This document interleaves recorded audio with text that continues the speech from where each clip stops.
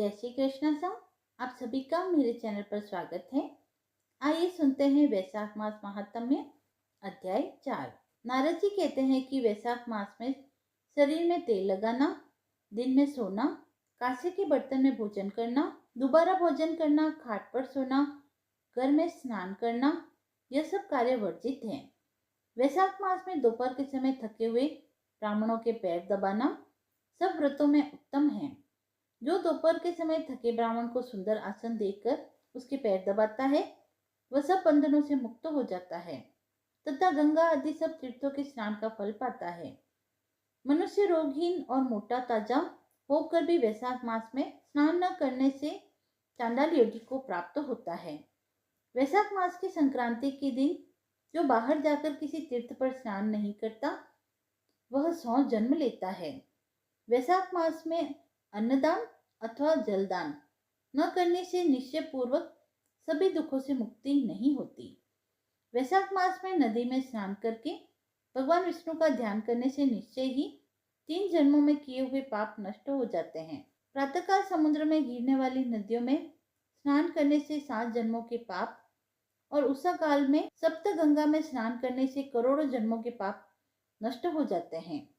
जानवी, वृद्धगंगा, कालिंदी, सरस्वती, कावेरी, नर्मदा और त्रिवेणी, यह सप्त गंगा है। वैशाख मास में बहते हुए जल में मंजन करने से सारे जन्म में किए हुए पाप नाश हो जाते हैं। दूध से उत्तम दही और दही से उत्तम घी है। वैसे ही सब मासों में कार्तिक, कार्तिक से माघ और माघ से वैशाख मास उत्तम है। दरिद्री तथा पराधीन को जो भी थोड़ी वस्तु, जल, कंद मूल, फल, गुड़, छाछ आदि मिल जाए वही दान कर देना चाहिए। दान न करने से दरिद्रता आती है और दरिद्रता से मनुष्य पाप करता है तथा पाप से नरक मिलता है। इसलिए मनुष्य को वित्तानुसार अवश्य ही दान करना चाहिए। वैशाख मास के देवता विष्णु है, इस कारण इस मास में किया हुआ जप, दान, यज्ञ और तप अधिक फल देने वाला है। नीचे लिखे मंत्र से भगवान की प्रार्थना करें। हे भगवान, मैं वैशाख मास की संक्रांति में स्नान करने की कामना करता हूँ, कृपया आप इसको पूर्ण करें। तथा हे मधुसूदन, मैं स्नान करके आपको अर्घ देता हूँ, आप इसे ग्रहण करके मुझ पर प्रसन्न हो। इस प्रकार अर्घ देकर स्नान करके वस्त्र पहन अपना नित्य कर्म करें और वैशाख मास में उत्पन्न होने वाले फूलों से भगवान का पूजन कर तथा वैशाख की कथा सुने। इससे करोड़ों जन्मों के पाप नष्ट हो जाते हैं। जो तुलसी दल से भगवान का पूजन करता है, वह सार्वभौम राजा होकर अनेकों जन्मों में विविध सुखों को भोगता है। फिर अपने कितने ही कुलों के साथ विष्णु जी का सायुज्य प्राप्त करता है। चौथा अध्याय समाप्त हुआ। आइए जानते हैं वैशाख मास का महत्व, तो सुनते हैं उससे संबंधित एक रोचक कथा। ऋषि नारद ने ब्रह्मा जी से पुष्टि की कि वैशाख मास बहुत महत्वपूर्ण है, क्योंकि यह मनुष्य की सभी इच्छाओं को उसी तरह पूरा करता है जैसे एक माँ अपने बच्चों की इच्छाओं को पूरा करती है। यह महीना विष्णु भगवान को बहुत प्रिय है और जो लोग इसके हकदार हैं, उन्हें कई वरदान भी देते हैं। यह महीना धर्म, यज्ञ, क्रिया तथा तपस्या का सार है। जैसे वेद विद्या श्रेष्ठ है, मंत्रों में प्रणव श्रेष्ठ है, वृक्षों में कल्पवृक्ष श्रेष्ठ है, तेजों में सूर्य श्रेष्ठ है, शस्त्रों में सुदर्शन चक्र श्रेष्ठ है, धातुओं में स्वर्ण श्रेष्ठ है, वैष्णवों में शिव श्रेष्ठ है, रत्नों में कौस्तुभ मणि श्रेष्ठ है, वैसे ही मासों में वैशाख मास श्रेष्ठ है। जो सूर्य उदय से पहले स्नान करते हैं, वे नारायण को प्रिय होते हैं।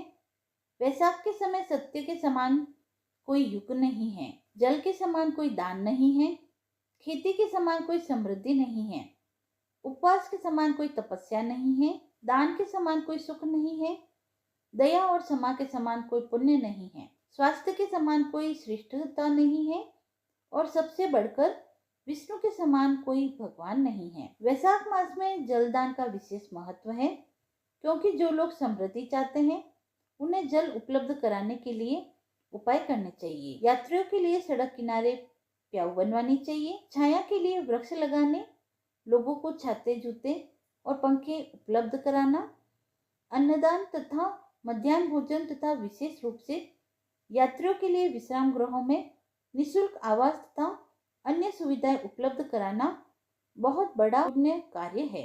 इन वस्तुओं के दानकर्ता को इहाम अर्थात वर्तमान जीवन और परम अनेक गुना लाभ प्राप्त होता है। जो वस्त्र दान करते हैं वे जन्म मृत्यु के कष्टों से मुक्त हो जाते हैं।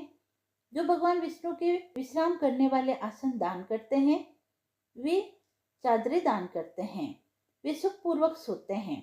जो ब्राह्मणों को आरामदायक वस्त्र प्रदान करते हैं उनकी आयु बढ़ती है। जो पुष्प दान करते हैं वे जीवन में सुख सुविधाओं से युक्त होते हैं। जो लोग चंदन चढ़ाते हैं वे सुख का आनंद लेते हैं। जो लोग निशुल्क विश्राम गृह बनाते हैं वे राजा बनते हैं। जो लोग बाग बगीचे, पानी के कुएं और मंडप की निशुल्क सुविधा प्रदान करते हैं उन्हें अच्छे बच्चों का सुख मिलता है। जो लोग कस्तूरी, कपूर, सुगंधित पदार्थ और सुगंधित जल से भरे बर्तन चढ़ाकर पितरों का संस्कार करते हैं उन्हें परलोक में विभिन्न प्रकार की मुक्तियां अवश्य मिलती है। जबकि ये दान के उदाहरणात्मक प्रकार है और परोपकार के दूरगामी परिणाम। वैशाख महीने के दौरान निषिद्ध कार्य, शरीर पर तेल लगाना, घर में स्नान करना, दिन में सोना, कांच के बर्तन में भोजन करना, पानी के बिस्तर पर सोना, निषिद्ध खाद्य पदार्थों से दूर रहना, दिन में एक से अधिक बार भोजन करना और रात में भोजन करना। यदि कोई सूर्योदय से पहले 7 गंगाओं में से किसी में वैशाख स्नान करता है तो उसे मोक्ष की प्राप्ति होती है, जैसे गंगा, बूढ़ी गंगा, कालिंदी या यमुना, सरस्वती, कावेरी, नर्मदा और वेणी। संबंधित व्यक्तियों को पंचपातकों से भी बचाया जाता है। छोटे स्तर के पापों की तो बात ही छोड़ दें। भूमिगत सब्जियां, फल, सादी सब्जियां, नमक, गुड़, खाने योग्य पत्तियां और पानी के दान से अनंत लाभ होता है। वैशाख के दौरान स्नान करते समय मधुसूदन की स्तुति में निम्न मंत्र को पढ़ना चाहिए। मधुसूदन देवेश वैशाखे मेषगे रवे, प्रातः स्नानं करिष्यामि, निर्विघ्नं कुरु माधव। अर्थात, हे मधुसूदन, देवेश्वर माधव, मैं सुबह सुबह वैशाख महीने का स्नान कर रहा हूँ। जब सूर्यदेव मेष राशि में स्थित है, कृपया मेरा स्नान बिना किसी बाधा के पूरा करें और मुझे आशीर्वाद दें। स्नान के बाद सूर्य को देखते हुए मुट्ठी भर जल अर्घ अवश्य करें। वैशाखे मेषगे भानो प्रातः स्नान परायणः, अर्घ्यम थेह प्रदाशमहि ग्रहाना मधुसूदम। हे वैशाख की सुबह सूर्य के मेष राशि में होने पर औपचारिक रूप से अर्घ दे रहा हूँ, कृपया इसे स्वीकार करें मधुसूदन। एक बार काशीपुर में कीर्तिमान नामक एक राजा था जो जंगल में शिकार खेलने गया और ऋषि वशिष्ठ के आश्रम में जाने की इच्छा से उसने देखा कि ऋषि के कई शिष्य राहगीरों को छाते, फल और ठंडे पेय की छाया प्रदान कर रहे हैं। वे सामान्य मनुष्य और उनके जैसे राजाओं के प्रति उदासीन थे और उन्होंने पूछा कि वे सेवा क्यों कर रहे हैं। उन्होंने कोई जवाब नहीं दिया। वशिष्ठ से मिलने पर राजा ने शिष्यों के कार्य के बारे में पूछा और ऋषि ने वैशाख महीने के महत्व का वर्णन किया। इसके अनुसरण से राजा ने आदेश दिया कि ऋषियों के शिष्य के अच्छे उदाहरण का पूरे राज्य के कोने कोने में अनुसरण किया जाए और वह अपने कई लोग, विशेषकर ब्राह्मणों के जीवन को विश्राम गृह प्रदान करें, पेड़ लगाए, भोजन और ठंडे पानी की आपूर्ति। साथ ही राजा ने वैशाख महीने में धर्म का प्रचार करने और क्या करें और क्या ना करें के बारे में जागरूकता फैलाने के लिए पूरे राज्य में अभियान चलाया और साथ ही सुबह जल्दी स्नान करने, दान करने, व्यक्तिगत परिवारों द्वारा पूजा करने और धर्म के सामान्य उत्थान को सख्ती से लागू किया। इसके परिणाम स्वरूप वैशाख के महीने में उसके राज्य से बहुत कम मौतें हुई और भगवान यमराज ने ब्रह्मा से अपील की कि कीर्तिमान के राज्य में पंजीकृत और जन्म का यातायात बहुत बाधित हो रहा है। स्वर्ग और नर्क में बहुत कम अंतर है और राज्य में जो थोड़ी बहुत मौतें होती हैं वे भी वैकुंठ की ओर जाती है। यमराज की शिकायत सुनकर प्रसन्न होकर ब्रह्मा जी यमराज के साथ क्षीर सागर के पास पहुंचे और भगवान विष्णु ने मुस्कुराते हुए उन्हें उत्तर दिया कि वे अपना श्रीवत्स कौस्तुभमणि, वैजयंतीमाला, श्वेतदीप, वैकुंठ, क्षीरसागर, शेषनाग, गरुड़ और देवी लक्ष्मी को त्याग देंगे, परंतु अपने भक्त राजा कीर्तिमान को कभी नहीं त्यागेंगे। उन्होंने आगे कहा कि वे उस राजा के अच्छे गुणों को बढ़ाना चाहते हैं और उनके जीवन को हजारों वर्ष तक बढ़ाना चाहते हैं।